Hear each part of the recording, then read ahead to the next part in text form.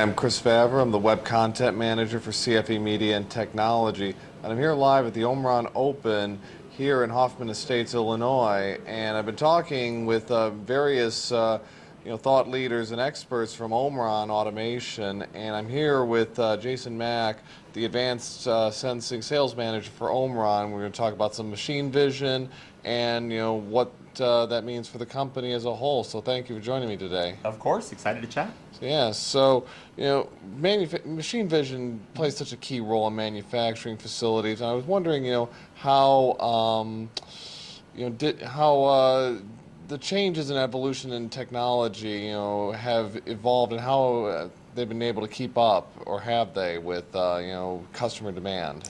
Yeah, I mean, when you look at what machine vision is used for, it's keeping up with that flexibility. So you can look at it as the product itself and its evolution from going from just looking at some basic shapes all the way through now with AI and edge learning and ability to use the vast amount of computer processing to do things, or we can look at it from the the actual sensing and looking at different wavelengths. So it's definitely gone along with both science's innovations as well as what the consumer demands.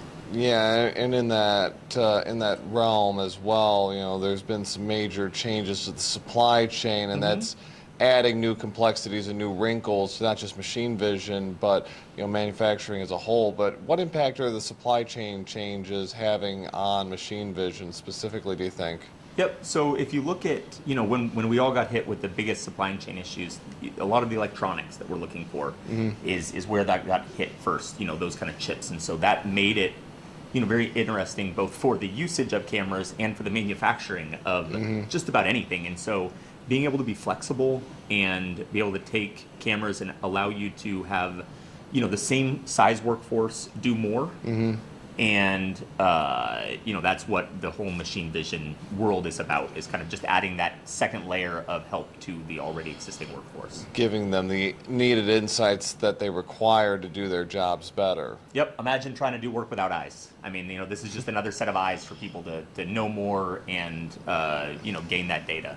Right, and there's so many different ways machine vision can operate. 2D, 3D. You'd mentioned in the presentation, infrared, ultraviolet, all these different perspectives and all these different angles. Being able to give that information to the engineer when they need it. Yep, and it's everything. You're seeing it now into the logistics area, moving packages, packing trucks, down to just making sure that if I'm having a procedure with a medical device, that medical device is the same one that I know it's been through all the process and it's been checked along the way, and it's not left to someone having a bad day and someone maybe missing something. The more cameras means the more data, and the more data in this case is much better. Right, and with the rise of the IIoT and Industry 4.0, there so many devices now have the ability to process this data and send it to the engineer for wherever they need. Machine vision certainly benefited from the rise of this. Yeah, very much so. If you think about what's happened with the IIoT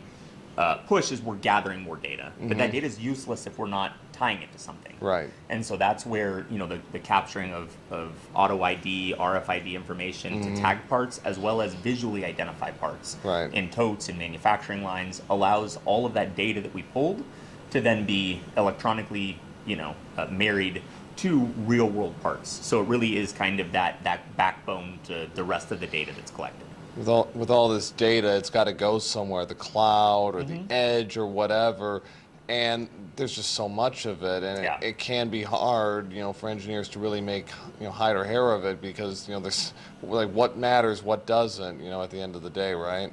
And that's been probably the biggest, advancements over the last 5 years. Is the collecting of data has been there for 10 years. When you look at the way everything's gone, and what we call kind of traceability 4.0 is now how do we use that data, and AI and edge computing has really allowed that data to become significantly more usable by the engineer, by getting it into a form that means something as opposed to just being numbers. Right, and that leads us in nicely to my next question, which is the rise of artificial intelligence and machine learning. It's another layer, if you will, of being able to synthesize and evaluate the data for the engineer, so that they can have the best possible data within that within whatever parameter they're looking at.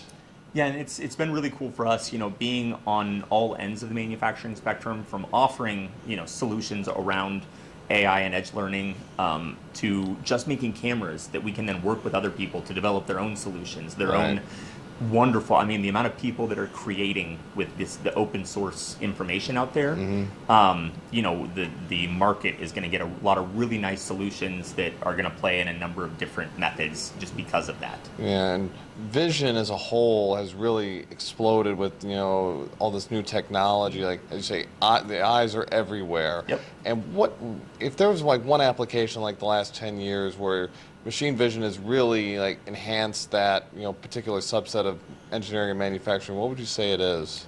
I mean, if you look at anything that's really come out, it's the ability to get either multiple cameras in areas and process them. So we look at like quality, especially any kind of part quality, being able to look at it with the standard spectrum, or like we talked about a little bit earlier today, using something like shortwave infrared lighting in order to see things that we couldn't see before. Make sure that when you go to the store, or if you go to buy a car, that's all of the parts in the car that you expect to be getting. They're all modern current parts, and when you buy that thing of detergent, it's full, it's usable. You're not getting a lot of waste making it out to the consumer. Right, and food and bev in particular, that there's so many stringent standards and codes and regulations that need to be followed, and anything that can expedite the process, especially if like small items, how do you know? Well, in the traceability piece of it, machine vision has done a lot, but a lot of it's in my mind is very complementary to what's already been happening. It's iterations on technology. AI has opened up our capabilities of doing things, but it hasn't really changed what we're trying to do with vision. With the traceability side, being able to avoid things like, hey, spinach is bad now, we have to throw out all the spinach, and be able to actually trace packages of spinach where it touched one person that maybe was sick that day, and be able to track that back and not throw out entire crops is where I think our ability to trace and use data has gone to the next level now. Yeah, it's another form of cost savings and avoiding downtime, or avoiding leakage or waste or whatever it is that you're trying to prevent from happening in your facility. But what do you, in terms of machine vision, what do you see as like the next big step or the next big evolution? We've got edge, we've got AI, we've got ML really pushing it forward. What's the next step, or what's the next evolution, do you think? The two big things I've been seeing more of is one, those other spectral imaging, trying to look through products, look inside products, and see a different structure to what we're looking at. And then second, from the processing side and the using of the data, the ability to do 3D mapping with cameras, some of the things that they're doing in logistics and medical, to be able to, use robots to operate on someone, or to use a robot to, completely load a semi without anyone having to touch it, and have it fit into places and save us from breaking our backs, leaning into areas that we really don't have a purpose as humans trying to get into. That's where I've seen that usage of machine vision going to the next level. It's an interesting concept, or twist, if you will, on digital twins, but on a more, I guess, micro scale than, you think digital twins, you think like this entire building, for example. This is like a more concentrated version of it, it sounds like, but also combining all those smart robotics and vision and, logistics technologies, and really marrying them together for like, a specific use case. Yeah, and it has to be reliable. And that's what we've seen, the ability to rely on it is, directly tied to the reliability of the system. So we've had lots of things over the years of the ability to do some of this tracking and sizing, but the increase in everything we talked about is allowing for those things to become reliable systems that we can actually deploy outside of a demo room, and we can put it in the field. Yeah, and with generative AI, that will help hopefully close the gap in some of those, in some respects, as far as that goes, I hope. Absolutely, and help us communicate between devices. We still end up being very fractured out in the real world. Because lots of people develop in lots of different areas. We're not.